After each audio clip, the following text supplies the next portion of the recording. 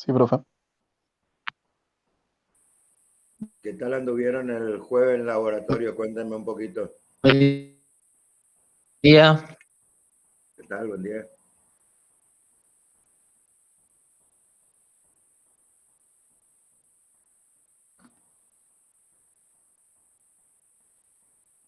Vamos a ver un poquito ahora de microamperímetros que les va a servir para el laboratorio que hicieron el jueves pasado y también para el que sigue. ¿Eh? Pero cómo anduvieron más o menos, entendieron lo del voltímetro, hicieron un voltímetro, vieron la resistencia interna de un microamperímetro, ¿entendieron eso?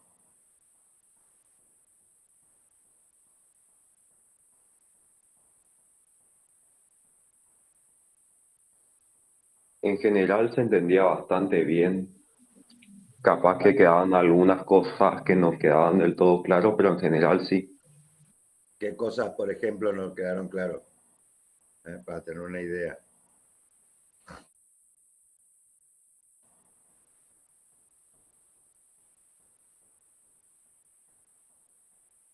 Más o menos, a ver. No, al principio, cuando el ingeniero empezó a hacer preguntas, era como medio difícil contestar, pero después en general se aclaró todo bastante. O sea, por mi parte no me quedó duda respecto a eso. Ya terminé el laboratorio. No sé si le podré agregar algo más después de esta clase. Sí, en realidad podría llegar a agregar algo que no te haya quedado muy claro, pero también les quiero mostrar otra forma de medir la resistencia interna de un microamperímetro. ¿Eh? Porque ustedes midieron la resistencia interna midiendo la caída de tensión sobre los bornes del microamperímetro. Esa fue la forma que utilizaron, medir la tensión que cae. Ahora vamos a utilizar otra sin medir la tensión, que lo pueden agregar si quieren también en el laboratorio. Eso les puede sumar algo.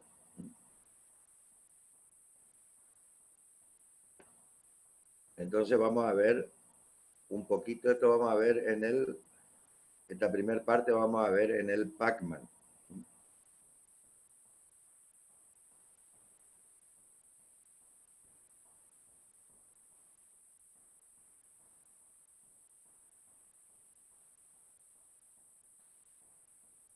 Ahí están viendo la presentación.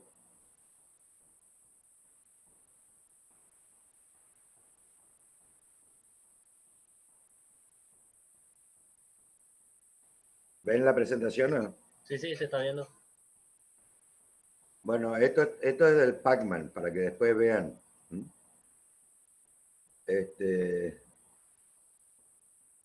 Vamos a hacer un pequeño desarrollo nomás de esto. Amperímetro de corriente continua. En un amperímetro constituido por un instrumento y un derivador, los terminales o contactos de este último deben estar exentos de efectos termoeléctricos que dificultan el ajuste del derivador y puedan falsear los resultados durante las mediciones. Conviene también que el factor de variación de la resistividad del derivador con la temperatura sea próximo al del cobre de la bobina del instrumento. Acá lo que quiere decir con esto es que la resistencia de derivación o shun del perímetro, esa resistencia tendría que ser del mismo material de la bobina del instrumento. Estamos hablando de un instrumento de bobina móvil y más permanente, o sea, un microperímetro de Darsomer. Entonces, los dos van a tener el mismo comportamiento respecto de la temperatura. Por eso conviene que sean el mismo material o material de similar comportamiento. Porque, por ejemplo, también se puede hacer en bronce, que se comporta bastante similar al cobre.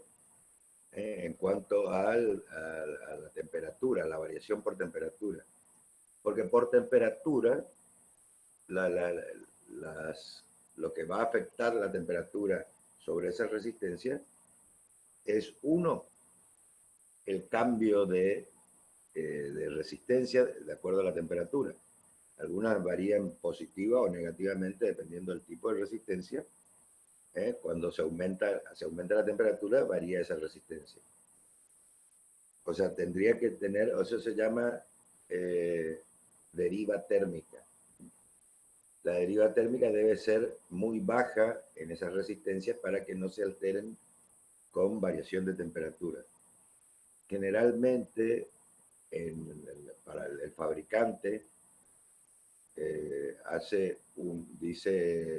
da todas las características del instrumento, es ajustado entre 20 y 25 grados, con presión y humedad también normales, que afectan, todos esos factores afectan mayor o menor medida, pero igualmente es poca la variación. Pero cuando se trata de hacer mediciones de calidad, hay que tener en cuenta todas estas cuestiones. Ese es respecto de la temperatura. Y acá, como dice al comienzo, excepto en efectos termoeléctricos. Esto quiere decir que si tuviéramos dos materiales, por ejemplo, dos materiales distintos, uno para la bobina, que sería el cobre, y otro para la resistencia, en la unión de estos dos se produce un problema termoeléctrico, o sea, se genera una tensión en esa unión. Eso es lo que tenemos que tratar de evitar justamente por eso. Por eso tratamos de hacer en el mismo material o material que se comporte muy similar a este. Esa es una de las cuestiones. Entonces, el material, acá dice, el material del derivador puede muy bien ser de cobre o bronce, como les decía recién, en la mayoría de los casos, salvo para pequeños valores de M. N, acá vamos a ver después, N es el factor multiplicador del amperímetro. Porque nosotros sabemos si tenemos un microamperímetro de 50 microamperes, ese es el valor del microamperímetro. Y N va a ser la escala que yo quiero medir. Por ejemplo, un amper. Entonces hay que ver un amper cuánto más grande que 50 microamperes, y ese es el valor M. La tensión en los terminales de un instrumento con derivador simple es igual a la de un instrumento solo, como se comprueba en la figura 3.1. Vamos a ver, me fui mucho. La figura 3.1 tiene que estar acá atrás. Vamos a ver. Esta es la figura 3.1. Como vemos, tenemos acá el instrumento medidor, microamperímetro o miliamperímetro, con su resistencia interna. Y tenemos una corriente principal, llámese, por eso le digo 1 amper, 10 amperes, la corriente que ustedes quieran medir. Y la resistencia RS, que es la resistencia de Shunt, por donde va a pasar la corriente, casi toda la corriente, digamos la principal, porque si esto es 1 amper, por acá puede circular únicamente 50 microamperes en el caso de un microamperímetro, o 1 miliampere en el caso de un miliamperímetro.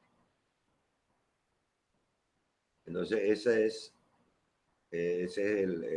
la gráfica de un amperímetro simple con una sola derivación. O sea, eso sería una sola escala. Eso es a lo que se refería recién. Vamos a ver un poquito acá.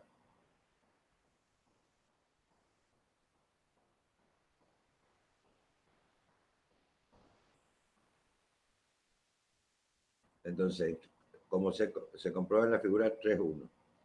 Entonces, E sub AB, que son los extremos de la tensión que cae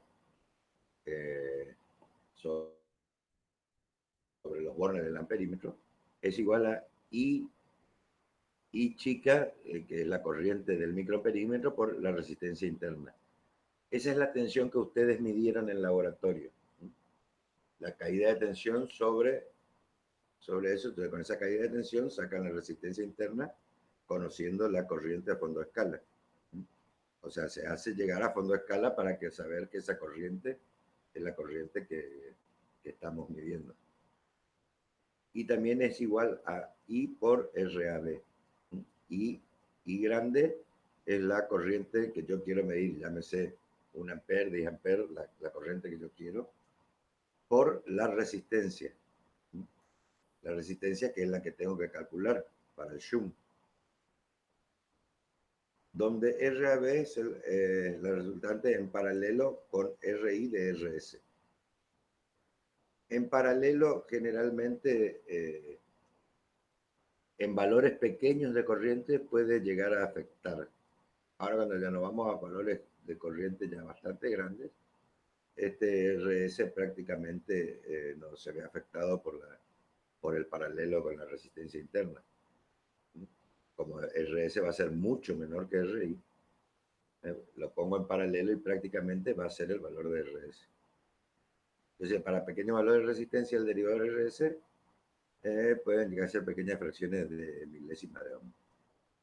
Se lo construye con tiras de bronce o material semejante, soldado directamente sobre las bornas del conjunto, prestando atención a los efectos termoeléctricos, que es lo que recién dijimos, originados por el calor de la soldadura durante la operación de calibración.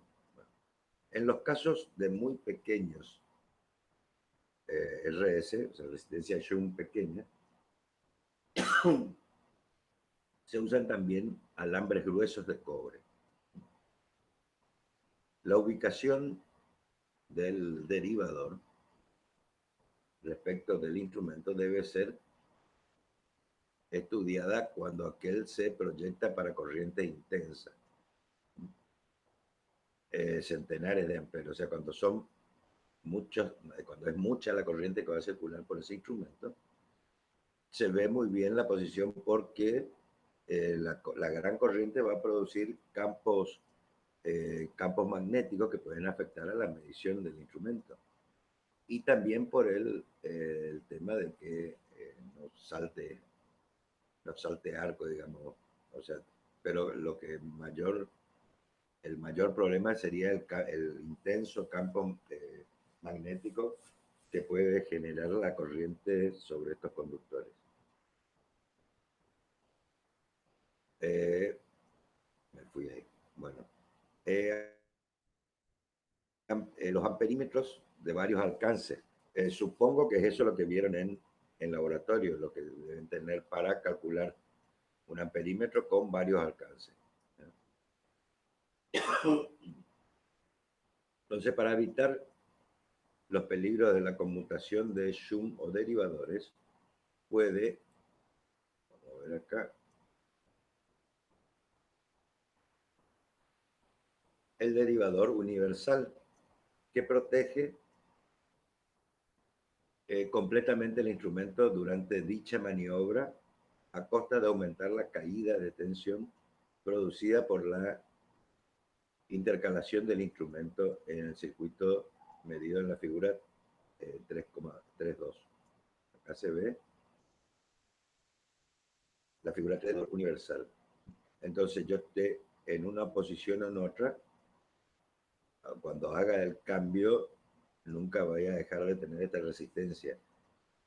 Porque en otro caso, donde yo tenga aparte la resistencia de esto, y yo quiera hacer el cambio con corriente, generalmente cuando vamos a hacer el cambio de escala, se interrumpe la corriente que estamos midiendo. Esa es es lo más conservador, digamos, para que no haya ningún efecto no deseado, digamos. Y de acuerdo al tipo de conmutación que tenga, podría llegar a dañar el microperímetro. Entonces acá se ha dibujado el circuito para dos alcances de corriente I. Y mayúscula sería la corriente principal, que se obtienen en las dos posiciones 1 y 2 de la llave conmutadora. La posición 2 requerirá mayor valor de corriente que la posición 1 para obtener lectura de plena escala en el instrumento. En la figura 3.2b, que es esta de acá, representa el circuito cuando la llave se encuentra en la posición 2. En este caso, la resistencia R1, que es esta de acá, queda en serie con el instrumento RI. Esta queda en serie con esta, con RI. Y la R2 funciona como derivadora o shunt, que actúa sobre la suma de la resistencia R1 y RI. O sea, esta R2 va a quedar en paralelo con estas otras dos. La relación multiplicadora del conjunto N es igual a I, que es la corriente principal, la que yo quiero medir, sobre I minúscula, que es la corriente, acá está, la que circula por el instrumento. Por acá, es la que circula por el instrumento. Entonces, relación multiplicadora del conjunto, le llama esto, como le decía hoy, es N. Corriente que yo quiero medir sobre la corriente de mi instrumento. El instrumento en ningún caso puede recibir accidentalmente la corriente principal durante el paso de la llave desde una posición a la otra, porque este circuito, la operación interrumpe toda la corriente principal. La expresión de cálculo del circuito, que esto por ahí les va a servir porque seguramente está enfocado de otro punto de vista. O sea, utilicen esto para comparar lo que hicieron en el laboratorio. No es que la fórmula que le haya dado el ingeniero Ramírez probablemente no sea esta, pero le va a servir para hacer una comprobación. En realidad lo que van a calcular es exactamente lo mismo. No, le está por variar mucho. Entonces esto le llama F a esto. En función F es igual a, bueno, acá está toda la fórmula, leanla, 1 menos 1 sobre n por 1 menos RI sobre R minúscula. Acá va a explicar qué es cada cosa. Siendo F, R minúscula sobre R1. R2 es R minúscula menos R minúscula sobre F. Y R minúscula es R1 más R2. O sea, nosotros tenemos acá lo que llama R minúscula es esta suma. La suma de nuestra resistencia derivadora.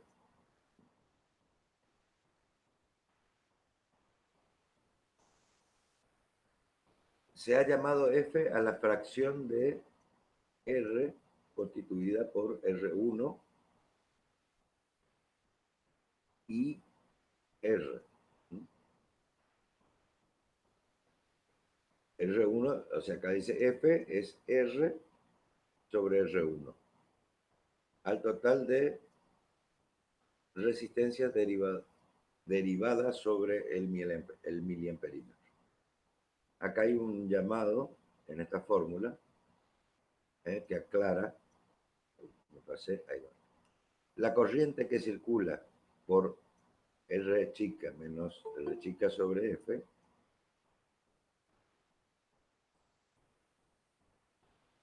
a ver, vemos. No.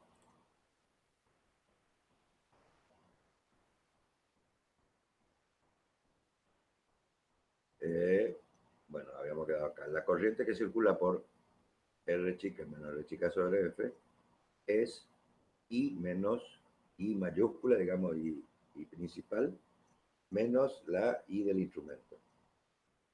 La caída de tensión en AB es EAB igual a R chica menos R chica sobre F por la corriente principal menos la corriente del instrumento. En la resistencia R menos R sobre F, y también es igual a I del instrumento por RI más R chica sobre F, en la rama que contiene el instrumento.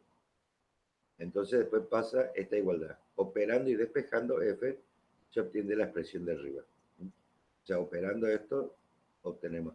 Eso, mírenlo un poquito de dónde sale la fórmula. Ahí está en el libro. No vamos a perder mucho tiempo acá en eso. Profe, disculpe, Sí, sí, sí. la corriente que variaría sería la I chica, ¿no es cierto? La I grande siempre se mantiene constante y la I chica variaría según la posición del conmutador, entonces. Claro, eso, pero acá nosotros estamos viendo el cálculo de la resistencia de Schum. Entonces nosotros siempre, la I chica va a ser, o sea, claro, yo este es mi instrumento, cuando marque fondo de escala, voy a tener mi resistencia, mi resistencia, digo, mi corriente chica, la I del instrumento. Cuando yo mida una corriente menor, obviamente mi chica va a variar. ¿Sí? Vamos a decir que mi instrumento es 50 microamperes y yo estoy diseñando un instrumento para medir 1 ampere, vamos a decir. Cuando el instrumento, una vez que está todo armado, cuando el instrumento mida medio ampere, que sería la mitad de la escala, mi corriente chica va a ser ahí, mi corriente del instrumento va a ser 25 microamperes, va a ser la mitad. O sea, va a ser función de eso. Pero acá, en el caso del cálculo, nosotros calculamos sobre el máximo valor. Después vemos, de acuerdo a qué es lo que queremos hacer con eso. Vos estabas preguntando ahí en el caso de que yo tenga que sacar un valor de RI para las distintas mediciones. Claro, ahí nosotros estamos calculando sobre lo máximo. Lo máximo de la I chica sería la corriente del instrumento. O sea, mi Schum no tiene que permitir que esa corriente nunca sea mayor que eso. Acá dice, bueno, acá hay una aplicación. O sea, acá van a tener un ejemplo para calcular todo esto. O sea, el valor de n, el valor que se desea obtener, el valor de r, la suma de R1 y R2, se elige como punto de partida teniendo en cuenta que cuando mayor sea R, mayor resultará la caída de tensión en AB. Es AB, que es la que provoca el error de inserción en el conjunto. Y cuanto menor sea R, menos podrá ser aprovechada la sensibilidad del instrumento para medir corriente. Bueno, acá, después, para practicar un poquito, lo pueden ver con un ejemplo numérico. Un ejemplo numérico para que se terminen de posicionar más o menos en todo lo que acabamos de decir, con un ejemplo práctico. Acá no lo vamos a hacer ahora porque va a llevar tiempo y no. Es el reemplazo de toda la fórmula que vimos anteriormente con valores numéricos para ver qué valores nos da. Así que eso revísenlo ahí en el libro después. Así tienen bien la idea, que no quede. Con eso, con ese ejemplito van a terminar de aclarar las dudas que tengan. Y después van a, manejando más o menos esas fórmulas, van a poder hacer el cálculo que quieran. Si, como preguntaste recién, una R menor, una corriente menor del microamperímetro va a corresponder a qué corriente de acuerdo al Schum que le hemos colocado. O sea, van a poder hacer diversas variantes.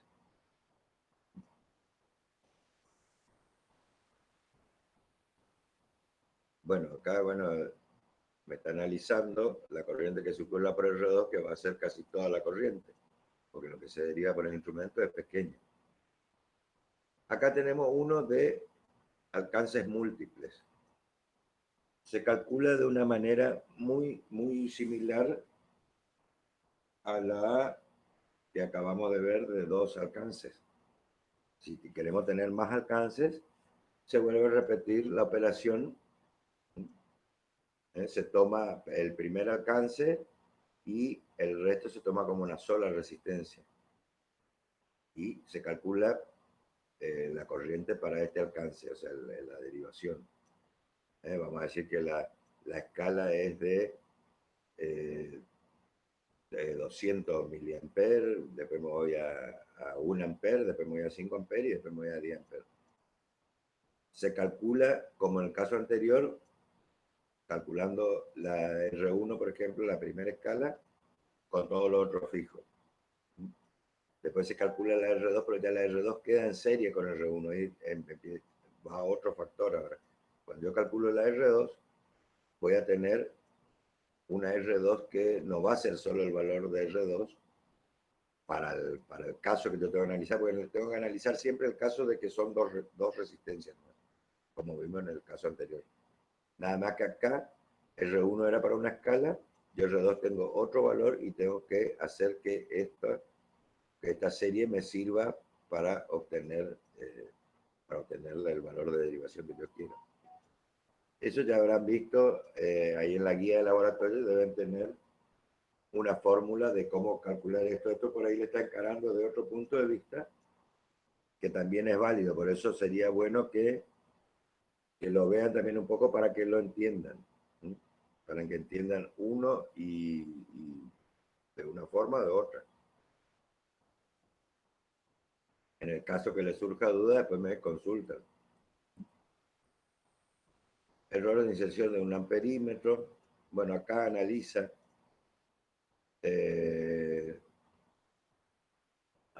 cuál sería el error de inserción. Nosotros habíamos ya hablado en la otra clase, y no sé si ya tuvieron algo de esto también en laboratorio, en práctica.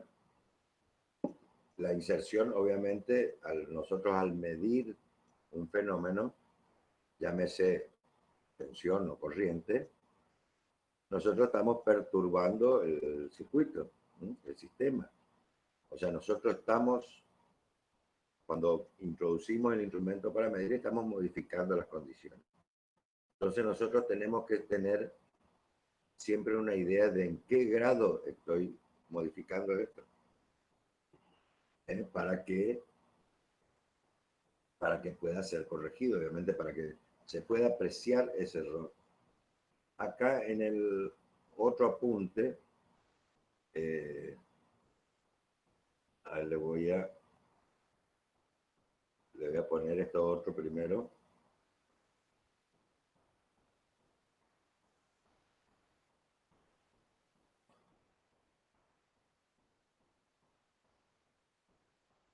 Acá en el Suárez, en la punta de Suárez,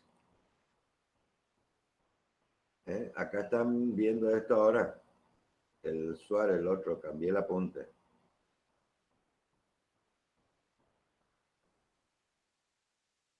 Acá hay un ejemplo grosero que acá se refiere al consumo propio. ¿Están viendo este circuito? Consumo propio, acá donde que les puse.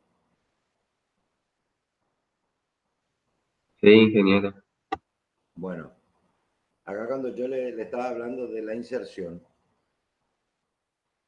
o sea, el error de inserción que ustedes tienen que saber en qué punto afecta al circuito.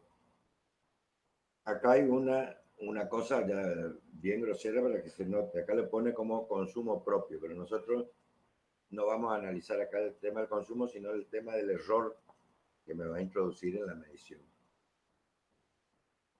Si nosotros tenemos acá una fuente de 300 volts y tenemos dos resistencias iguales, nosotros ya sabemos sin medir que vamos a tener 150 sobre cada resistencia. Va a caer 150 voltios en cada resistencia. Ahora, si yo el instrumento que estoy utilizando para medir, acá el voltímetro, me dice que la resistencia interna del voltímetro es igual a R2. Entonces, el voltímetro de resistencia interna igual a R2 dará una lectura de 100 voltios. Nosotros ya sabíamos de antemano que era 150 lo que tiene que medir. O sea, el error que está dando, bueno, acá me dice por defecto, no sé, me está dando un error. El error ya es grosero, es de un 33%. ¿eh? Porque estoy midiendo con la resistencia interna de mi voltímetro es del mismo orden de la resistencia que estoy por medir. Entonces nosotros sabemos perfectamente que la corriente que se va a derivar acá en este punto, una parte por R2 y otra parte por el instrumento, si son iguales, va a ser la misma corriente. O sea, es muy alto. Es muy alto. Nosotros ya habíamos visto y sabíamos, ya de antemano, pregunta de examen, que la resistencia interna de un voltímetro ideal era infinita. En un voltímetro real no es infinita, pero se tiende a que la resistencia interna sea lo más alta posible, para que el error de inserción del instrumento sea lo menos posible, lo más chico posible.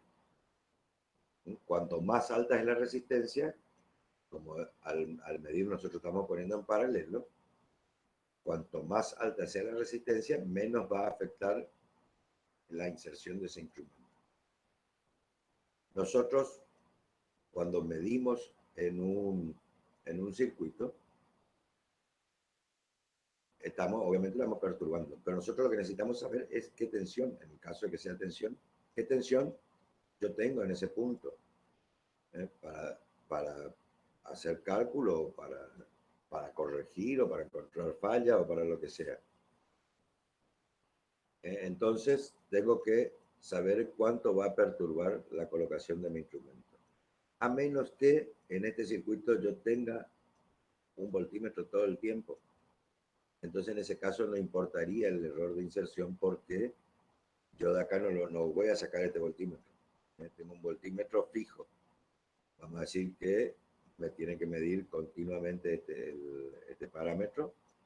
Entonces lo dejo fijo, en ese caso no importaría el error de inserción porque yo recalculo todo de acuerdo a la tensión que me mide todo el tiempo. Pero ese generalmente no es el caso. Le digo nomás que cuando sucede así no interesa la inserción. Bueno, ahora vamos a continuar donde estábamos.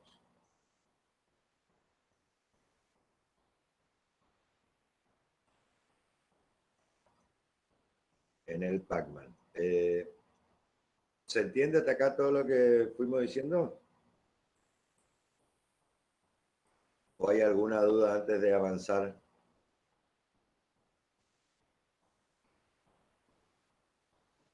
Por mi parte se entiende. ¿Se entiende? Bueno, esto le está dando una idea más concreta de lo que se hizo en el laboratorio.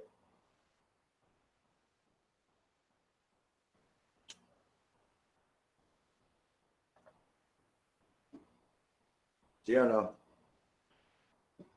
Le da una idea más sobre lo que ya se hizo.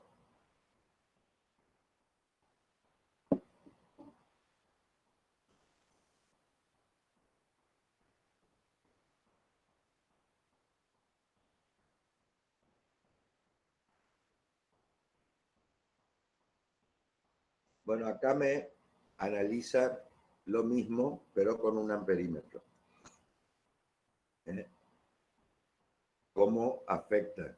Nosotros sabíamos que el amperímetro ideal, la resistencia interna en el amperímetro ideal era 0. Pero en el real es una resistencia baja. Generalmente es baja porque el amperímetro va en serie.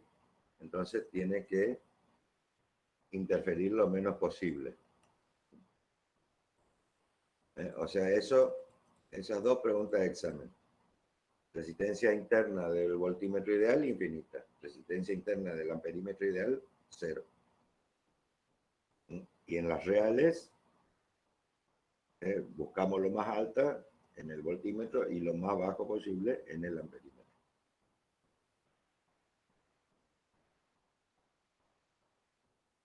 De ahí va a ser generalmente la calidad del instrumento, porque un instrumento con esas características, para corriente o para tensión, va a ser el que menos represente, digamos, el que menos represente una perturbación, a eso me refiero. Bueno, acá está lo que les había dicho hoy.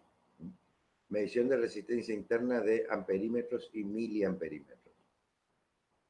Esto es cortito, fíjense bien, es para ver otra manera de hacer lo mismo que hicieron en el laboratorio. Nada más que acá no vamos a medir una tensión. Entonces, la medición de resistencia interna de amperímetros sensibles, microamperímetro, miliamperímetro, debe realizarse por procedimientos diferentes de los habituales, dado que es necesario preservar la seguridad del instrumento medido, evitando que durante la medición quede sometido a corriente excesiva. En cuanto a los amperímetros para corrientes relativamente fuertes, que están libres de este problema, presentan el inconveniente de que la resistencia a medir es pequeña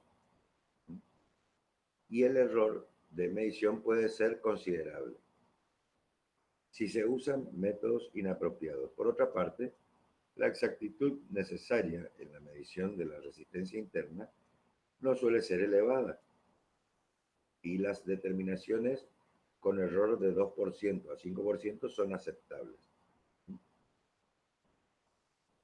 Es posible entonces la realización de las mediciones de resistencia interna por métodos de puentes adaptados a este problema, pero suele ser mucho más sencillo el procedimiento de variación de resistencia en paralelo, que utiliza la escala calibrada del instrumento, el instrumento que se mide, para obtener lecturas relativas y que requiere escasos elementos.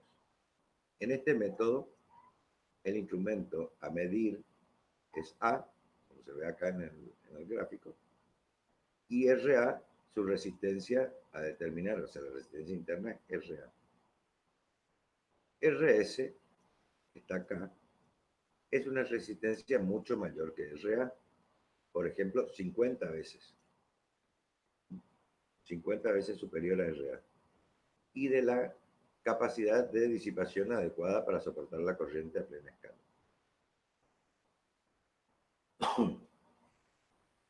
Del instrumento. Corriente a plena escala del instrumento A. El valor de RS puede ser conocido solamente en forma aproximada. La resistencia RP, que es esta que está acá, en cambio debe ser conocida con una exactitud mayor que la que se desea obtener en el resultado. O sea, RP tiene que ser una resistencia patrón, ¿eh? Una resistencia de bajo error, digamos, de muy poco error. Debe ser entonces conocida con un error menor al 2%. Y su valor debe ser del mismo orden de magnitud de RA. O sea, el mismo orden de magnitud, me está diciendo acá a qué se refiere con el mismo orden de magnitud. Fíjense esto porque esto después se repite en varios métodos, ¿eh? Cuando hablamos de resistencia del mismo orden, decimos que los límites de ese orden es de 2 veces RA y RA sobre 2. ¿Eh? O sea, está entre el doble y la mitad de RA. Cuando después en otros métodos también vamos a tener el orden. Cuando decimos tiene que ser del orden, la resistencia del orden, ya sabemos que nos referimos a entre 2 veces y la mitad de lo que nos referimos. Acá en este caso, decimos entonces que RP tiene que ser del mismo orden que RA. Y es entre 2RA y RA sobre 2. o magnitud comparable con estas. De acuerdo con lo que antecede, se comprende la necesidad de una estimación previa del valor de RA. En la mayoría de los casos, esta estimación puede realizarse con la relación dada en la sección 1, referente a la tensión en los terminales E sub I, que puede suponerse a este fin. Acá 50 milivoltios. Lo que está diciendo es que nosotros tenemos conocimiento más o menos de qué tensión cae en el instrumento a plena escala. Si tenemos idea de esa tensión, vamos a tener una idea aproximada de la resistencia interna. Nosotros siempre, de acuerdo al tipo de instrumento, ustedes van a saber, o sea, van a tener tablas y van a saber el orden de esa caída de tensión o el orden de la resistencia interna. Nosotros cuando hacemos la medición de la resistencia interna, lo que queremos es tener el valor más próximo posible. Nosotros sabemos, si no sé si midieron el de 50 microamperes, creo que era una cosa de entre 2000 y 2500 ohms. Pues esa es una idea y bueno, cuando miden van a ver que le sale 2137, vamos a decir, ahí ya tienen un valor exacto. Pero el orden ustedes siempre lo están conociendo. Lo que queremos saber con las mediciones es el valor exacto. Bueno, acá entonces me dice que para esto vamos a tener un valor de más o menos 50 milivoltios, o sea, 0,05 voltios.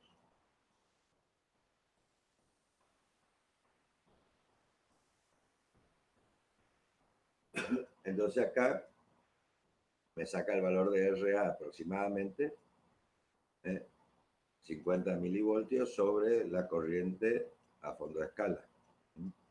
La corriente del instrumento a plena escala, si este es un miliamperímetro de 500 miliamperes, va a ser 0,5 amperes. RA será del orden de, la RA es del orden de 0,1 ohm. RS será variable y su valor central del orden de 50 veces RA. Habíamos dicho que el centro, vamos acá otra vez a la gráfica, RS es variable y el centro de esto tiene que ser 50 veces RA. El valor central, como es variable, de un lado va a estar 0 y del otro lado va a ser 100 veces RA, ya que el medio tiene que ser 50 veces RA. Entonces volvemos otra vez a esto otro. Acá habíamos dicho que entonces RS central, cuando dice central es justamente colocado en la mitad de la variación. 50 veces RA, que es 0,1. O sea, el centro de RS va a ser 5 ohm. Entonces RS para hacer un valor máximo de 2 por, como habíamos dicho, si el centro es 5 ohm, el máximo va a ser 10 ohm. Y podrá soportar hasta 0,5 amperes sin perjuicio. El valor de RP a utilizar será comprendido entre 2A y 0,02 ohm, ya que habíamos dicho que es 0,1 ohm A. Entonces, entre 0,2 ohm y 0,05 ohm sería el límite que se puede tomar para RP y debe ser conocido con relativa exactitud. En casos de emergencia puede improvisarse una resistencia de este orden utilizando alambre de cobre esmaltado, obteniendo su resistencia de una tabla de alambres. Si, por ejemplo, un alambre de 0,5 milímetros de diámetro presenta una resistencia de 0,068 ohm por metro aproximadamente. En la ejecución del circuito, acá, como le dicen, las tablas de alambre siempre le dan el valor de resistencia del alambre, ¿sí? Tantos ohm por metro. Entonces, si nosotros queremos en este caso fabricar una resistencia, sabemos qué longitud tenemos que poner para hallar el valor que necesitamos.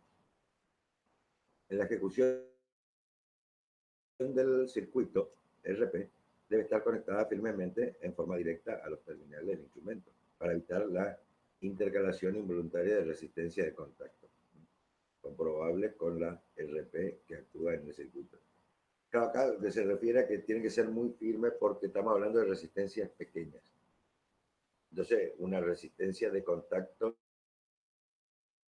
es inaceptable porque una resistencia de contacto puede ser mayor a la resistencia que estoy colocando. Por eso, a eso se refiere con que tiene que estar firmemente puesta, muy bien conectado. Porque estamos trabajando con resistencias de el orden de la resistencia de contacto. Este problema no tenemos cuando estamos hablando de resistencias altas, pero en resistencias bajas sí. Acá tiene el ejemplo de medición. Entonces se elige un valor de próximo al producto de IM por RS central. Sería la tensión 0,5 amperes por 5 ohm, 2,5 voltios. Entonces se busca un valor cercano a esto para la tensión que vamos a aplicar sobre el instrumento.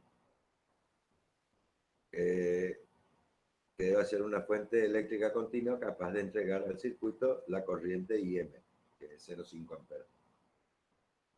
Podría estar constituida por dos pilas de 1,5 en serie, que en operaciones breves puede suministrar dicha corriente con una tensión nominal de 3 voltios.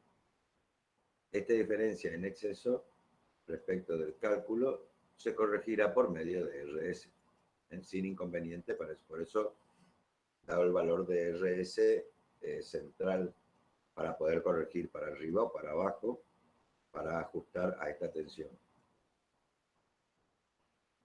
Y acá viene, bueno, el método de medición, que es lo que tienen que sacar ustedes para ver la otra manera de poder calcular la resistencia interna. Se ajusta RS, pues en primero, se ajusta RS a su máxima resistencia y se abre ambos interruptores. Se cierra el interruptor general, el interruptor general G, y se regula RS hasta lectura a plena escala. En A, y M igual a la corriente plena escala. Se cierra el interruptor de medición, con lo cual la lectura del instrumento disminuirá desde M máximo hasta M prima, o sea, M medida, que es el fondo de escala, hasta I prima M. Se abre el circuito con G y se calcula la resistencia investigada. RA, que es la que nosotros queríamos saber, me da por fórmula esta. RP y fondo de escala sobre I prima M menos 1. Esa es la fórmula. Vamos a probar el circuito. Nosotros acá tenemos el circuito. Entonces, como decíamos, los pasos. Habíamos dicho que una fuente de 3 voltios, más o menos lo que va a caer acá es 2,5 sobre el instrumento. Este es el punto A y B, no está especificado acá. Acá es A y B donde termina el instrumento. Habíamos dicho 2 pilas, o sea, 3 voltios. RS ya habíamos calculado, entonces lo que hacemos es mandamos al máximo. El máximo de RS va a ser 10 ohm. Entonces, cuando yo conecto esto, cuando cierro la llave G, como dice ahí, el interruptor G, con este otro interruptor abierto todavía, porque conecta RP abierto. Cuando cierro esto va a haber una circulación de corriente. Como este está al máximo, no va a llegar al fondo de escala. Yo voy regulando después RS para que llegue al fondo de la escala. Cuando nosotros llegamos al fondo de la escala tenemos una corriente. Por eso les decía, si acá estábamos analizando un instrumento, no me acuerdo de cuánto era, de 1 miliamper, de 1 miliamper, bueno, por ahí dice cuál es la corriente a fondo de escala del instrumento. Nosotros tenemos que IM, entonces, va a ser, bueno, vamos a suponer 1 miliamper. Después se fijan bien el ejemplo. Después de esto yo conecto esta RP que sabíamos que era del orden de RA. Cuando yo conecto esta resistencia, obviamente se va a derivar corriente por acá y esta va a marcar menos. Acá, si con esta abierta, marcaba a fondo de escala. Y cuando conecto este me va a marcar menos. Entonces voy a tener otra corriente. Y ahí eso es lo que se ve en la fórmula esta.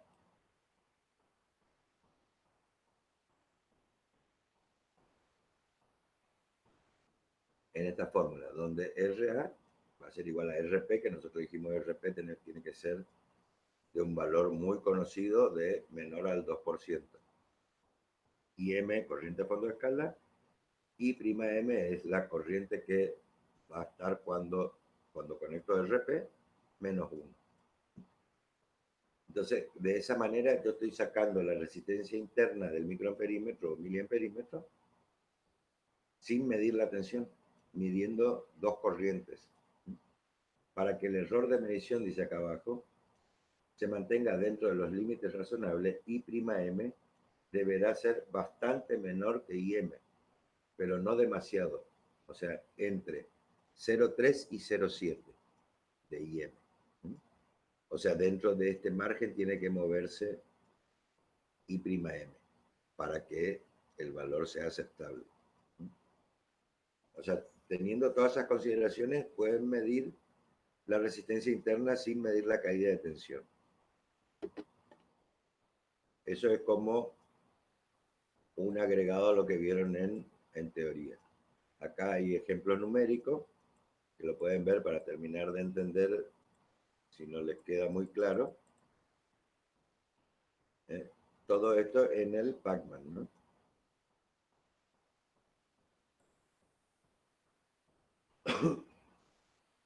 Después tienen el voltímetro de corriente continua, que es lo que habían visto ya vimos también acá en teoría, que es una resistencia que va en serie para el voltímetro, la resistencia voltimétrica, el microamperímetro y la resistencia interna del mismo. O sea, esto sería la ampliación de escala, que esto ya lo vieron.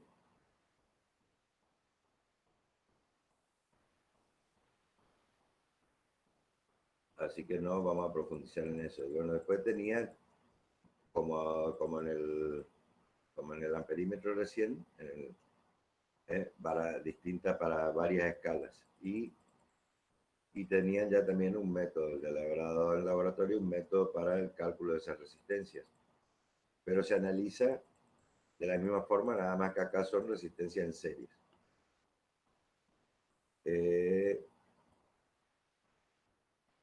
Yo creo que esa parte era, bueno, eso era lo que les quería mostrar en este libro.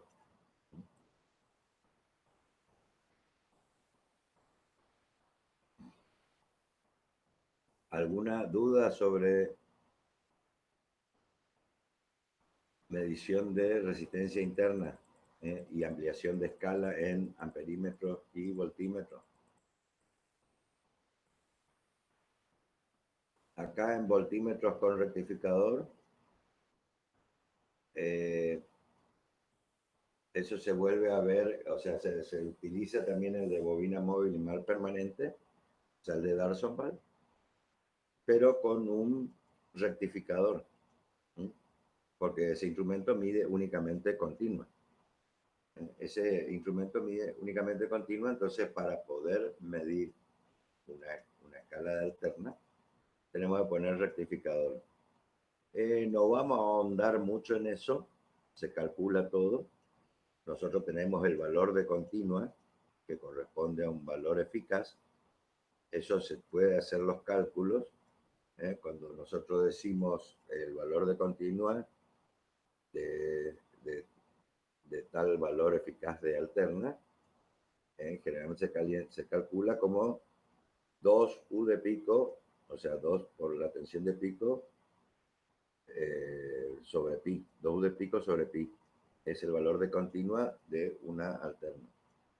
Se calcula eso con el Eso es para un puente, para rectificación de onda completa. Nosotros podemos rectificar en media onda o en onda completa. Generalmente se hace en onda completa y los puentes utilizan diodos de germanio, los puentes de los tester, digamos, de los voltímetros, utilizan puentes de germanio, diodos de germanio, por el hecho de que la tensión de saturación del germanio es menor que la del silicio. O sea, en un diodo, por ejemplo, un diodo de germanio con 0,02 voltios ya conduce. En cambio, el silicio necesita 0,7 voltios para que empiece a conducir. O sea, la tensión de polarización directa. Entonces, con un puente de germanio, la tensión de polarización va a ser más baja. Entonces, mediante eso, porque ese es el límite de la tensión que yo puedo medir. Yo no puedo medir si tengo dos caídas, porque en un puente tenemos 4 diodos, si tengo dos caídas de 0,2, yo tengo 0,4 voltios, o sea que mi escala de tensión tiene que ser, a menos que use algún artificio, tiene que ser mayor a 0,4. 0,4 voltios. Yo no puedo medir menos que eso porque ya esa es la tensión que yo estoy utilizando para polarizar los diodos. Pero igualmente, eso les voy comentando nomás. Esto tienen acá en el libro si quieren profundizar más. No vamos a dar mucho sobre eso acá. Pero si a alguno le interesa, tiene ahí para ver. Dudo que vean, pero bueno, les cuento.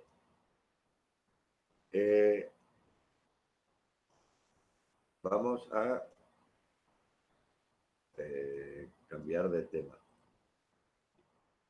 Ahí dejé de compartir. ¿Alguna duda sobre este tema?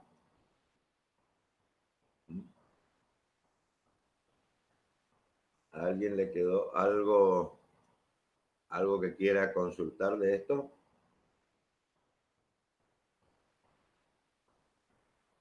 ¿Están escuchando, no?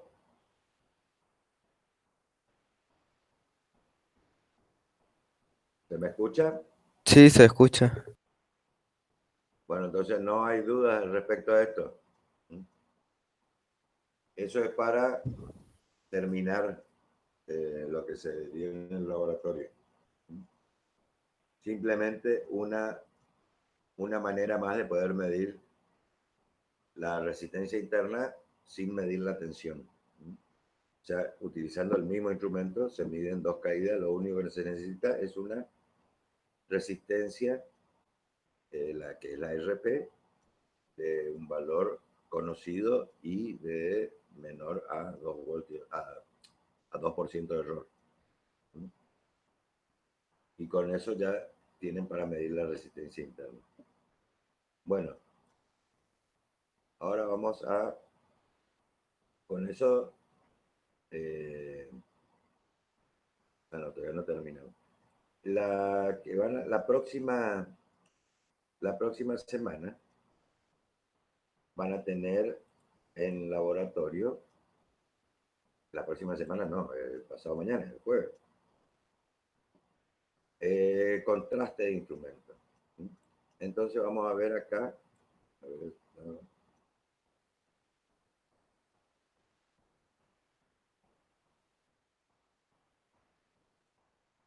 Esto que vamos a ver está en el Suárez.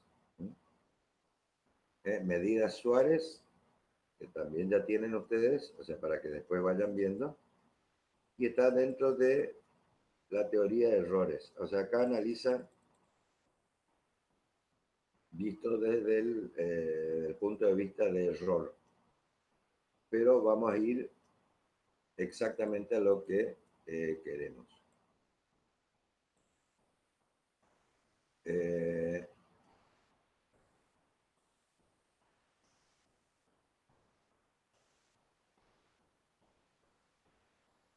Todo eso ya vimos en la parte de errores.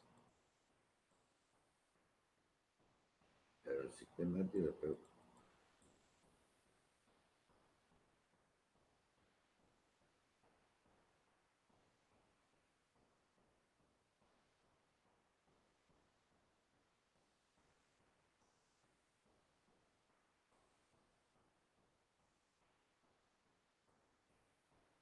Esto es lo que van a ver en el próximo laboratorio, que es el laboratorio de contraste de instrumentos.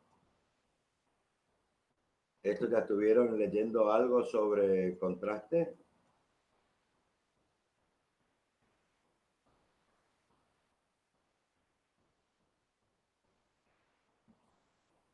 O sea, contrastar, que es comparar.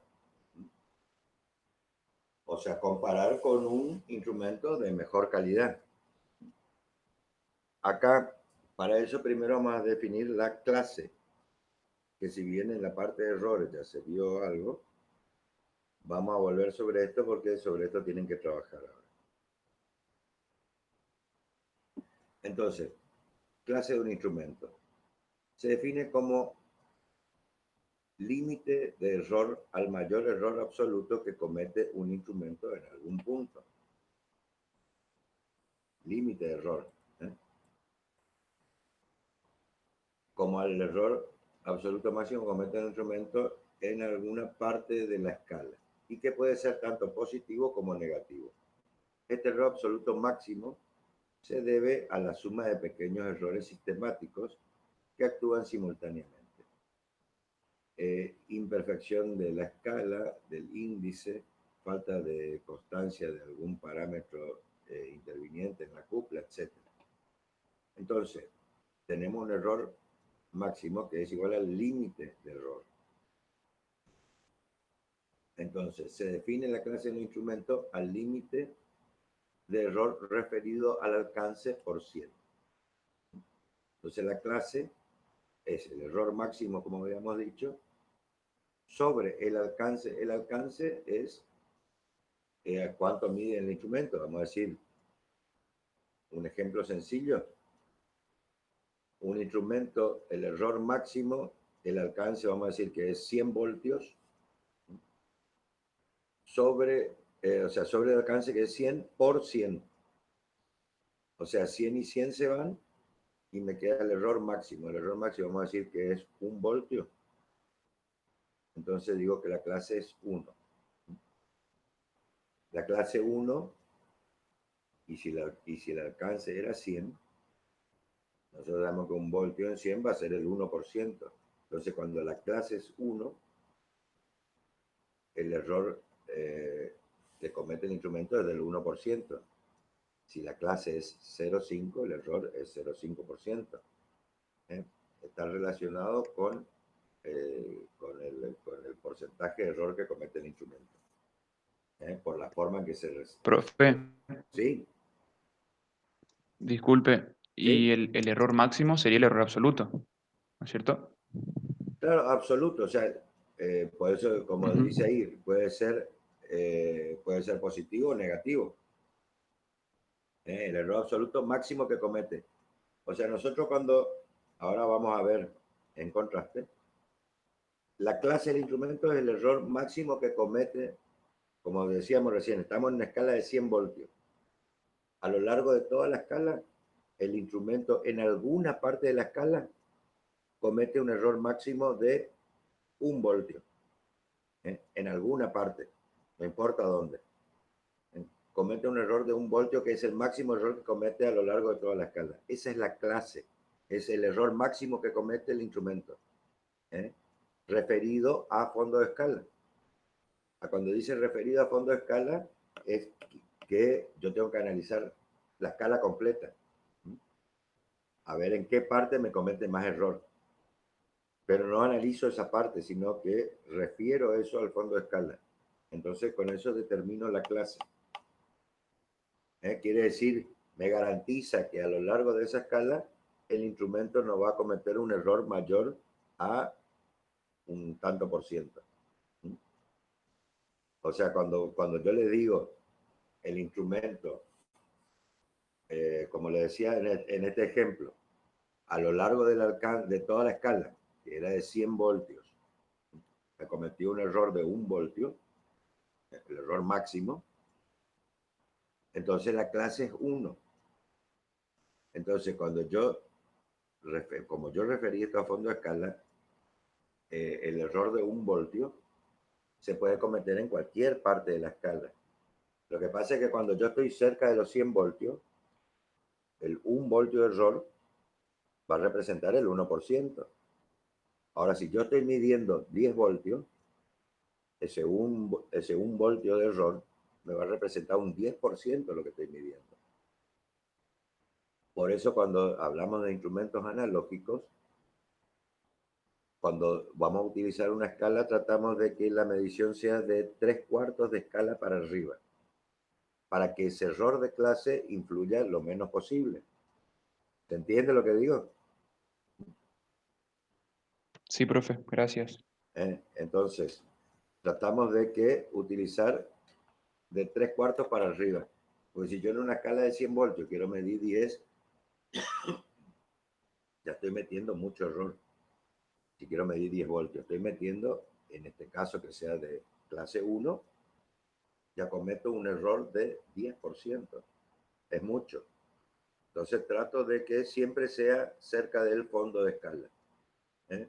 O sea, de 3/4. En el caso de la escala de 100 voltios, yo mediría de 75 voltios para arriba.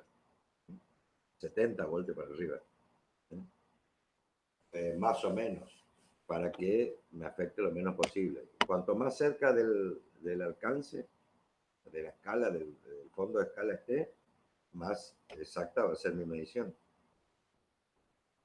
Y si tengo que ir muy abajo, trato de cambiar de escala. Entonces, eso es la clase, que eso es lo que ustedes tienen que definir. O sea, lo que ustedes hicieron en el laboratorio fue construir un voltímetro. O sea, agregaron resistencias en serie para encontrar la escala que ustedes querían, si era 5 voltios, 10 voltios, 20 voltios, no sé, la escala que ustedes fabricaron, de acuerdo a la exactitud que tenga esa resistencia que fabricaron, para esa resistencia de ampliación de escala, de acuerdo a la exactitud de esa resistencia va a ser la clase de su instrumento. Y eso es lo que tienen que determinar. ¿eh? La clase del instrumento que fabricaron. O también el contraste sirve para verificar que un instrumento se mantenga en clase. Yo tengo un instrumento clase 0,2, por ejemplo, o sea, 0,2%, y yo quiero verificar de que se mantenga. Primero tengo que conseguir un instrumento de mejor calidad, o como mínimo de la misma clase, como mínimo. Es mejor que sea mayor, mejor que sea mayor la clase para verificar que realmente está en ese margen. O vamos a decir que yo tengo un instrumento del 1%, como en el laboratorio tenemos un voltímetro de clase 0,2. Entonces, si yo quiero contrastar un instrumento del 1%, o sea, clase 1, con el clase 0,2, ya es bastante mejor. Entonces, ese me sirve para hacer el contraste. Entonces, yo verifico punto a punto si estamos más o menos en lo que dice el instrumento. Bueno, acá esta expresión dice, nos permite conocer un valor dado de clase. El límite de error es E máximo. Más o menos E máximo. Bueno, acá despejando, si ya conozco la clase, despejo esto y saco cuánto va a ser el error máximo. Despejo de la fórmula anterior. Es decir, que si efectuamos una lectura coincidente con una división exacta de la escala, tenemos un error límite denominado error por clase e igual a, o sea, cuando nosotros buscamos, que dice acá que efectuamos una lectura coincidente con una división exacta, eso es para evitar el error por apreciación. Entonces, una división exacta se supone que ese error desaparece. Entonces, lo único que voy a tener es el error de clase. Eso es lo que me dice. Si yo hago desaparecer los otros errores, me queda el error de clase. Donde vamos a decir que yo medí 10 voltios, va a ser más o menos el error máximo. Porque estoy sobre una división exacta, entonces no entra en juego otros errores. División exacta de la escala, dice acá, bueno, para no introducir error de estimación, ¿no? Para comprender el concepto de clase, hagamos el siguiente planteo. Supongamos que comparamos el instrumento cuya clase se desconoce con otro patrón exacto. Es evidente que para cada medición habrá una diferencia entre valor medido y valor real del instrumento patrón. Entonces, el error valor medido, el de mi instrumento que yo quiero conocer, la clase, y valor real le llamamos al valor del instrumento patrón.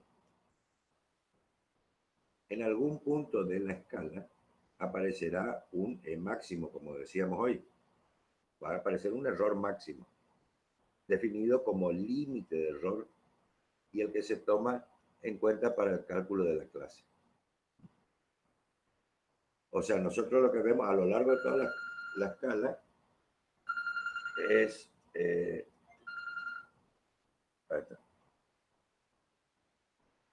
a lo largo de toda la escala yo hago los cálculos de error punto a punto, digamos, y voy a obtener el error máximo, que es mi error de clase, el que tomo para clase. Como habíamos dicho, vamos a ver. Sin embargo, desconocemos en qué lugar o división se encuentra el máximo. Como en el campo de las mediciones se adopta siempre el criterio pesimista. Ante la incertidumbre se debe tomar error límite como error absoluto máximo y constante para cualquier punto de la escala. Eso cuando decimos referido a fondo de escala. Ahora, cuando nosotros hagamos el trabajo de contraste, nosotros vamos a saber en qué parte está el error máximo. Así que por ahí, aparte de hacer el cálculo de la clase, nosotros podemos utilizar un instrumento. Nosotros teníamos un instrumento, vamos a decir clase 1, de 1% de error, y yo lo comparé con un 0, clase 0,2. Yo voy a saber punto a punto, yo puedo hacer una tabla. Yo digo, y ahí voy a saber inclusive el signo del error, si es positivo o negativo. Entonces yo puedo con esa tabla y mi instrumento de menor calidad, yo voy a poder corregir las lecturas como utilizando un instrumento clase 1, corregidas al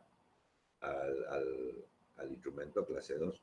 O sea, es como si lo estuviera usando al instrumento clase 02. Ahí haría una tabla, pero eso me va a servir, o sea, para ese instrumento únicamente.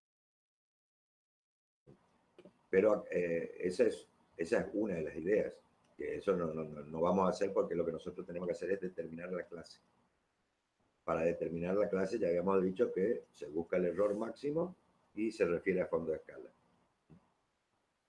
Entonces acá dice, los instrumentos de clase entre 0,05 a 0,1 son de mayor exactitud y son usados como patrones de referencia para la calibración y contraste de otros instrumentos, o bien para ensayos de laboratorio donde se requiere una exactitud elevada. Los instrumentos clase 0,2 hasta 0,5 se usan en ensayos normales de laboratorio y contraste de instrumentos de una clase de exactitud por lo menos 5 veces mayor. O sea, que el instrumento patrón de contraste tiene que ser de una clase mucho mejor. Mucho mejor quiere decir que el número tiene que ser más bajo. O sea, el error tiene que ser menor.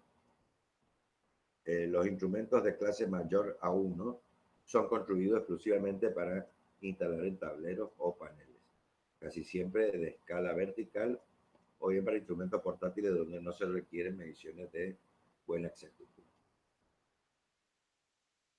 La clase de un instrumento es establecida por el fabricante. Nosotros podemos verificar si el instrumento está en clase. Para el establecimiento de la clase debe ajustarse a normas establecidas y utilizando patrones de laboratorio. O sea, el fabricante ya me dice cuál es la clase del instrumento. Yo lo que puedo hacer es verificar de que eso sea cierto. O que se mantenga, porque por ahí cuando, vamos a decir, un instrumento de campo que está yendo y viniendo puede sufrir golpes, caídas, temperatura, humedad. Entonces se puede deteriorar. Entonces lo que yo hago es el contraste para verificar de que el instrumento se mantiene en la clase que dice. Entonces, el fabricante diseña un instrumento tratando de cumplir ciertas condiciones. Como decíamos hoy, temperatura ambiente constante entre 20 y 25. Temperatura de calibración. Reducción de campos magnéticos externos. Para un instrumento de corriente alterna, excitación sinusoidal y frecuencia determinada. Posición normal de trabajo, horizontal, vertical, etc. Una vez cumplidas estas condiciones, se debe disponer de un instrumento patrón de alcance en general similar al instrumento a calibrar. O sea, que tenga la misma escala, quiere decir. Eso sería lo mejor. Si yo tengo un instrumento que quiero calibrar en escala de 100 voltios, y para esos 100 voltios tiene 100 divisiones, o sea que cada división es un voltio, me conviene que mi instrumento patrón tenga la misma escala. Tenga también escala de 100 voltios con 100 divisiones. Eso es lo mejor, para que sea, para que poder comparar punto a punto. Entonces, se debe fijar previamente los puntos cardinales, es decir, el 0 y el fondo de escala. El 0 y el fondo de escala, para fijar el 0 se hace mecánicamente sin excitación. O sea que ver que el instrumento llegue al 0. Generalmente los instrumentos traen un ajuste de 0, o sea, si no alcanza el 0, se regula hasta que llegue al 0. Y el punto de fondo de escala,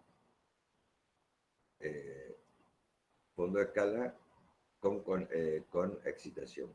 Se fija valores particulares en el patrón en cifras enteras para determinar puntos intermedios de la escala, pudiéndose tomar 5 a 10.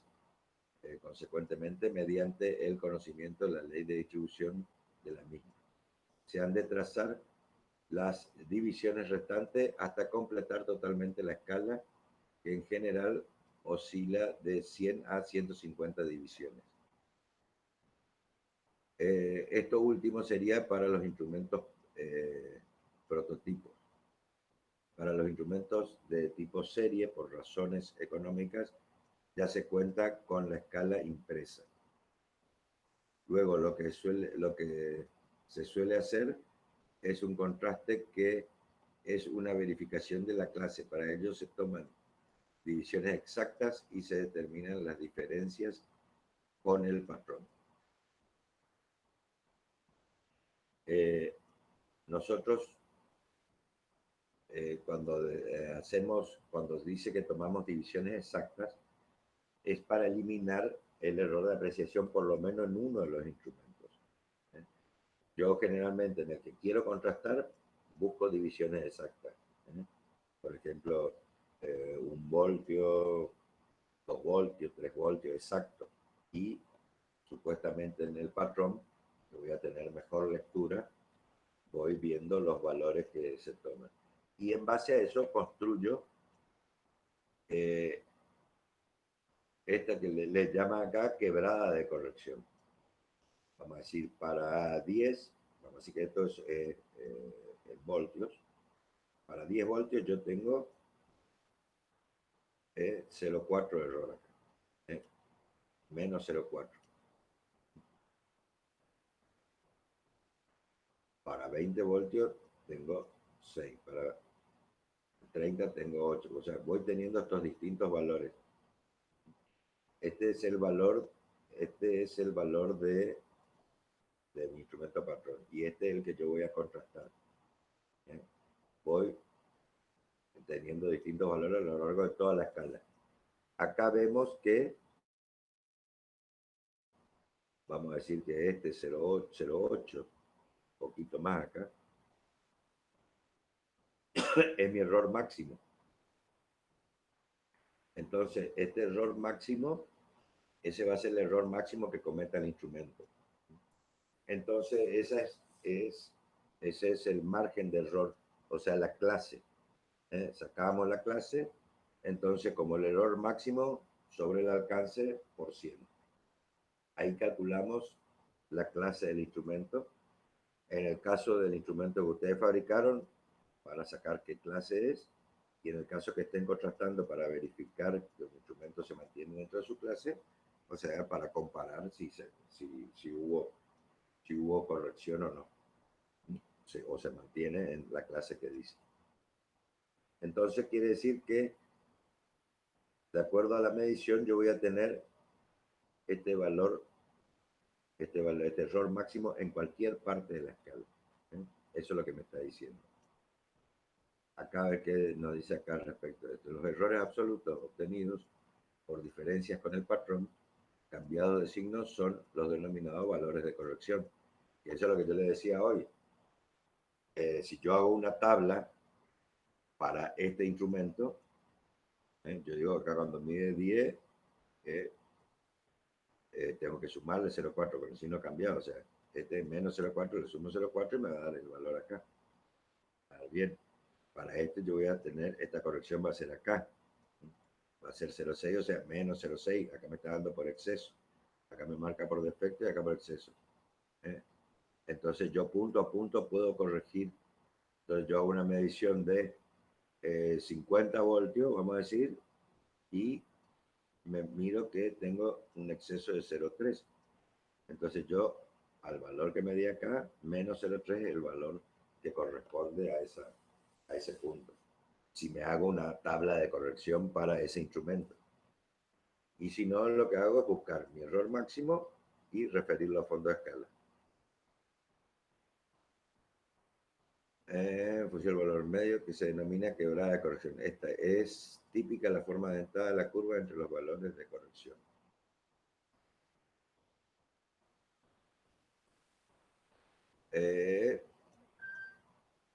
Puntos contiguos se efectúa una interpolación lineal. En algunos casos, instrumentos de hierro móvil, por ejemplo, bueno, acá se refiere a otras cosas.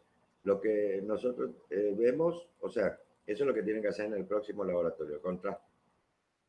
¿Alguna duda sobre el contraste? Que quieran consultar,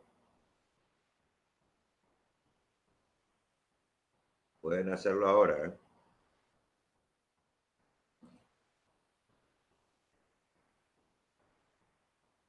Ya para la próxima vamos a comenzar con medición de resistencias. Eso es todo lo que vamos a ver hasta acá de tensión. Si no le queda duda sobre contraste,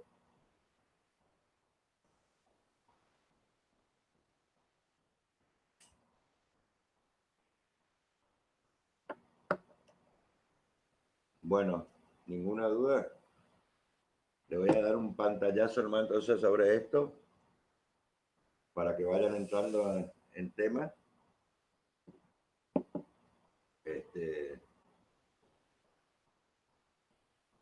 Primero vamos a hacer, o sea, medición en resistencias.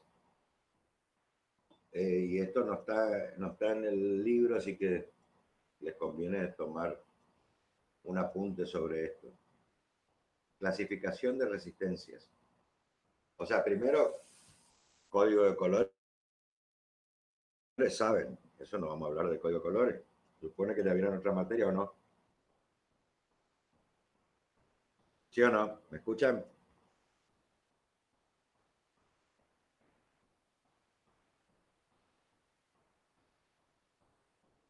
Hola, ¿me están escuchando?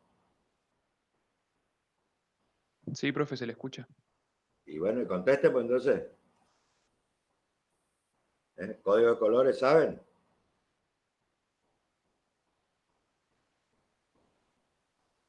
Sí, Sí, el profe. material y componente vimos. Bueno, entonces esa parte vamos a obviar. Vamos a ir a la clasificación de resistencias. ¿Mm? Le digo porque después estos son preguntas de examen, Además, para saber qué tipo de método vamos a utilizar. Entonces las resistencias se clasifican en resistencias bajas, que son resistencias menores a 1 ohm, y resistencias, después vienen las resistencias medias, o sea, las bajas menores a 1 ohm. Las resistencias medias van de 1 ohm a 1 megohm, pero a su vez las resistencias medias se subdividen en medias bajas y medias altas. Las resistencias medias bajas van de 1 ohm a 1 kilo ohm, o sea, a 1000 ohm. Esas son las medias bajas. Y después tenemos las medias altas, que van de 1 kilo ohm a 1 megohm. Y arriba de 1 megohm son resistencias altas.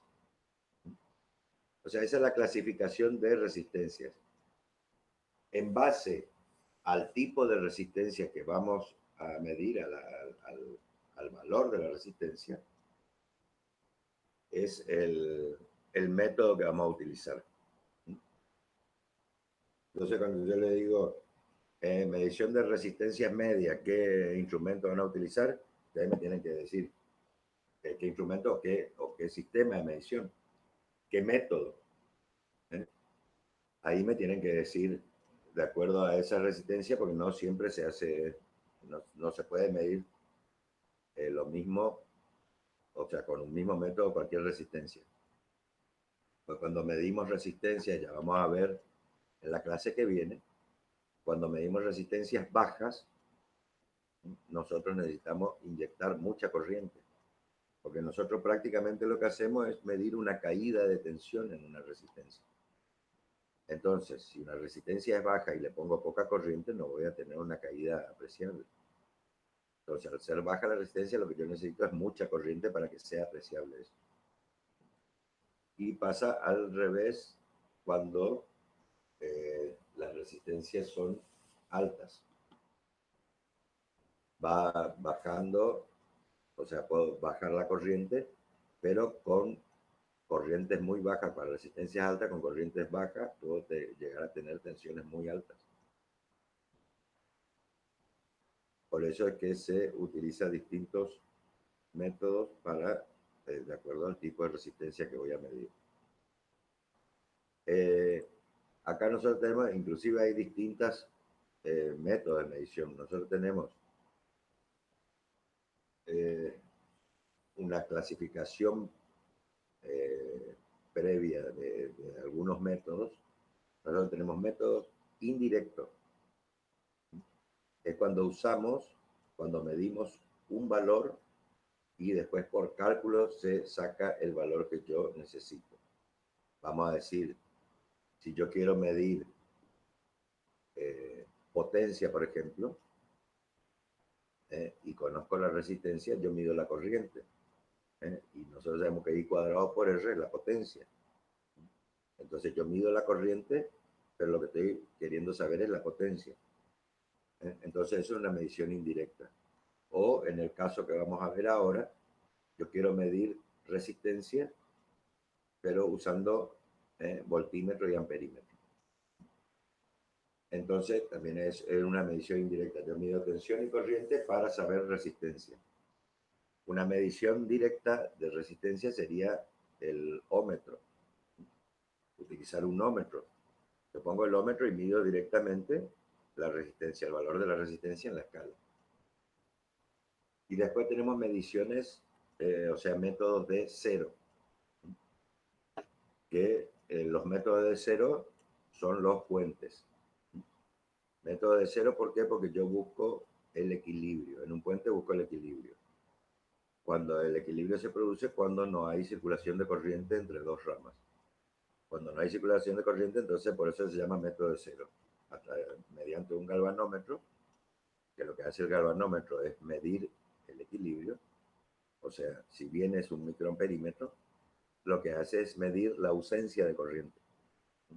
Sirve para medir ausencia de corriente el galvanómetro. Otra pregunta de examen, ¿eh? ¿Para qué sirve el galvanómetro? Para medir la ausencia de corriente. Entonces, esos son los métodos de cero. que son los tres métodos que vamos a ver para medición de resistencia. Entonces, comenzando por el método indirecto, acá este está refiriéndose acá en esta parte del apunte al error sistemático del método. Ahora nosotros vamos a ver la medición y después van a entender por qué es un error sistemático. Porque, ¿qué se refiere con error sistemático? Nosotros tenemos acá, según la gráfica, dos tipos de conexión. Conexión corta y conexión larga. La conexión corta está el voltímetro, esta es la resistencia que yo quiero medir, el valor desconocido. En la medición corta, yo tengo el voltímetro sobre la resistencia y me mide la tensión real sobre la resistencia. En cambio, el amperímetro, acá me está midiendo la corriente que va por la resistencia y la corriente que va por el voltímetro. En la conexión larga, yo tengo el amperímetro en serie con la resistencia y el voltímetro atrás. Acá la corriente que mide mi amperímetro es la corriente real que pasa por la resistencia y el voltímetro me está midiendo la caída de tensión en el amperímetro y la caída de tensión sobre la resistencia. Acá van a ver, acá tienen todo el cálculo de la conexión corta, cuál es la resistencia, qué es lo que está midiendo. Analicen después toda esa fórmula, no vamos a decirla acá. Acá analiza todo la resistencia que está midiendo, el error absoluto y el error relativo. En la conexión larga también hace lo mismo. Me analiza todo lo que está midiendo y me saca también un error relativo. Después, en una gráfica, yo veo en la conexión larga, me grafica la curva de error. Y esta en la conexión corta, me grafica la curva de error es esta. Donde se cruzan las dos curvas es donde se igualan los errores. Después van a ver que igualando los errores van a obtener este punto. El punto donde se igualan los errores, acá le llama R0, nosotros le llamamos RC, R crítica le llamamos. Le digo porque en laboratorio y después en problema también van a referirse a la R crítica. La R crítica está dada por la raíz cuadrada de la resistencia del amperímetro por la resistencia del voltímetro. A partir de la resistencia crítica, vamos a decir que acá este valor que me da es 31,62 ohm, me da la R crítica, que me dice la R del voltímetro es 1000 ohm y la R del amperímetro 1. Son valores un poco exagerados, porque en el voltímetro tengo resistencia más alta y en el amperímetro tengo resistencia más baja. Pero bueno, de acuerdo al ejemplo, tengo esto, 31,62. Para medir resistencias más chicas que esta, así una de 20 ohms, yo uso la conexión corta, porque estoy por debajo de la crítica. ¿Por qué? Porque en la conexión corta yo tengo este error es mucho menor que este otro. Vamos a decir que mido 10 voltios. Si mido con la conexión larga, el error que voy a cometer es altísimo. En cambio, con la conexión corta, este es el error. Porque este lado de la curva es el error relativo. Acá está en el eje de las Y, error relativo, y en el eje de las X el valor que yo quiero medir, el valor en ohm. Entonces, del punto crítico para abajo uso la conexión corta y del punto crítico para arriba uso la conexión larga, porque para arriba acaba bajando el error en la conexión larga. Analicen un poquito las fórmulas de dónde sale, pero acá a simple vista se tienen que dar cuenta de que cuando nosotros medimos acá en conexión corta, ahí estábamos analizando la curva de los errores, pero acá cuando nosotros vemos un paralelo de resistencias, el resultado del paralelo es menor que la menor, es el resultado. Entonces, si yo tengo una resistencia baja, yo pongo el voltímetro, que tiene una resistencia elevada, entonces prácticamente, como esta es mucho más grande que R, la resistencia interna del voltímetro, va a ser prácticamente R el paralelo de estas dos. O sea, no se va a ver muy afectada. En cambio, si yo en una resistencia baja y yo uso este otro sistema, vamos a decir que es 10 ohm. Entonces 10 ohm, y yo pongo en serie el amperímetro que mide, que tiene una resistencia interna de 1 ohm, yo ya le estoy agregando un error de un 10% ya de entrada. Entonces, cuando son resistencias bajas, me conviene usar la conexión corta. Para resistencias altas, vamos a decir, del orden de, vamos a decir, un K, o sea, 1000 ohm o 10.000 ohm. Si yo le pongo acá en serie a 10.000 ohm, 1 ohm, no se va a alterar casi nada. 1 ohm, 10.000 más 1 es 10.001, no cambia mayormente. Entonces, esta es la configuración que yo uso para resistencias altas, donde no me va a afectar este. Y esta para resistencias bajas.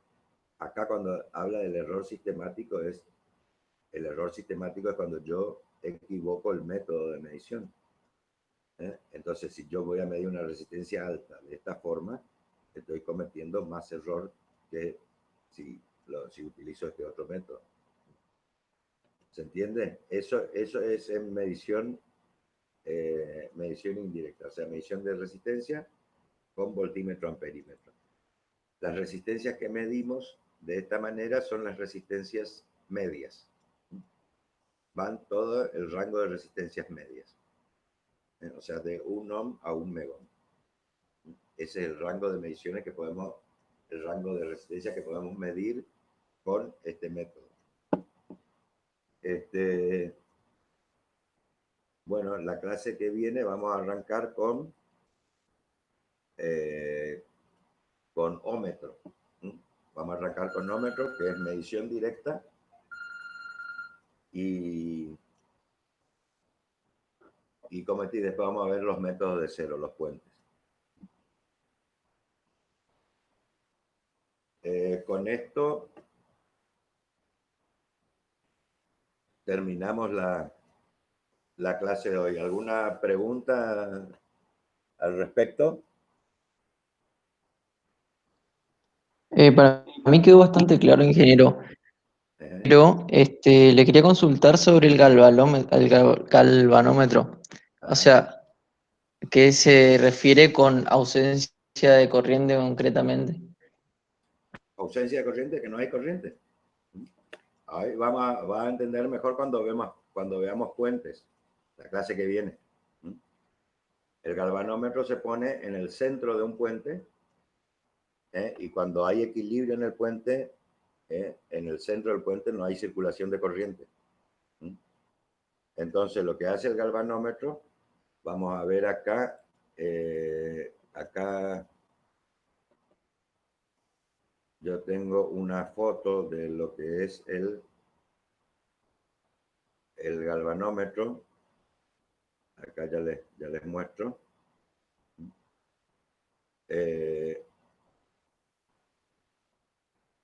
Ahí les comparto.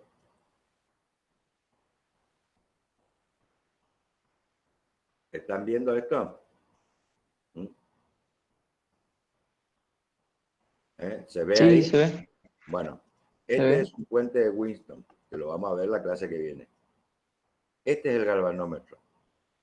Es un microamperímetro de Darsonval, de bobina móvil y man permanente. Lo único que este tiene el cero en el centro. Se ve acá. para este lado mide corriente en un sentido, para este lado mide corriente en el otro. O sea, puede medir para un lado va a ser positivo, para el otro negativo, dependiendo del equilibrio del puente. Eso no me interesa. No me interesa medir el valor de corriente. Si bien está graduado acá, a mí no me interesa el valor de corriente. Yo en un galvanómetro lo que quiero es cuando el puente esté en equilibrio, que me indique que hay, cuando está en cero. Cuando está en cero es cuando realmente está en equilibrio el puente. Pero cuando analicemos el puente, recién la clase que viene, ahí vamos a ver. Ahí vamos a ver por qué se mantiene en equilibrio. O sea, hay entre dos ramas que se mantienen, se busca que tengan el mismo potencial. Al tener el mismo potencial, obviamente no va a haber circulación de corriente. Pero, y eso es lo que mide este instrumento, mide la ausencia de corriente. Cuando me da el cero, es porque no circula corriente y es para lo que sirve. No me sirve para medir acá menos 5 o más 5. Me sirve para que me mida el cero. Por eso, digo, ahí lo importante es la medición del cero, o sea, de la ausencia. Cuando no hay corriente es lo que yo quiero saber. ¿Se entiende el porqué ahora? Sí, ingeniero, ahora me quedó mucho más clara la idea. Ajá. Y se va a terminar de comprender eso cuando demos puentes. Va a terminar de aclarar por qué yo necesito ver que eso es cero. Así que en la clase que viene. Así que ahora ya tienen suficiente para el laboratorio de este jueves y para terminar el informe que estaban haciendo de voltímetro, ampliación de escala y shunt, derivaciones. Así que cualquier cosita, si no tienen ninguna duda, nos vemos el martes que viene. Profe, yo le quiero hacer una pregunta rápida, porque Sí, yo la clase pasada no pude asistir a la teoría. Quería saber qué habían dado y de dónde, si del Pacman o algún otro libro. y ahí preguntarle a tus compañeros. Preguntarle a tus compañeros porque yo ahora exactamente de dónde vi, no me voy a acordar. Pero tu compañero, ¿alguno le puede responder eso? ¿Alguno de los presentes?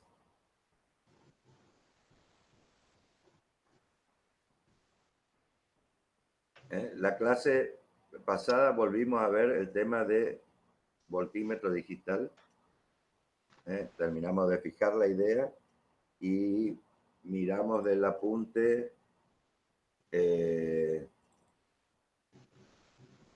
¿cuál apunte era? A ver, el que dice ME2 2019, apuntes digitales, que se le pasó por último al ingeniero Ramírez. Terminamos de ver ahí la idea de comprender el voltímetro de doble rampa, el voltímetro digital. Eso es lo que volvimos a ver para fijar bien esa idea. Que ya habíamos visto en la clase anterior, nada más que sacamos de otro lado, de otro apunte.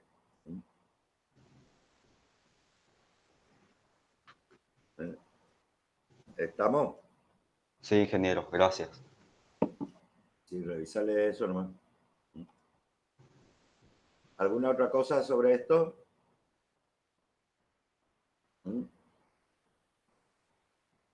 Si no hay consultas, nos vemos el martes que viene. Arrancamos con ómetro y seguimos con puentes. Medición de resistencia siempre. Correcto. Muy bien. Hasta la clase que viene entonces. Hasta luego. Chao, chao. Chao, profe, hasta luego, buen fin de. Igualmente, gracias. Chao, chao. Hasta luego, ingeniero. Chao, hasta luego. Chao, chao, hasta luego. Chao.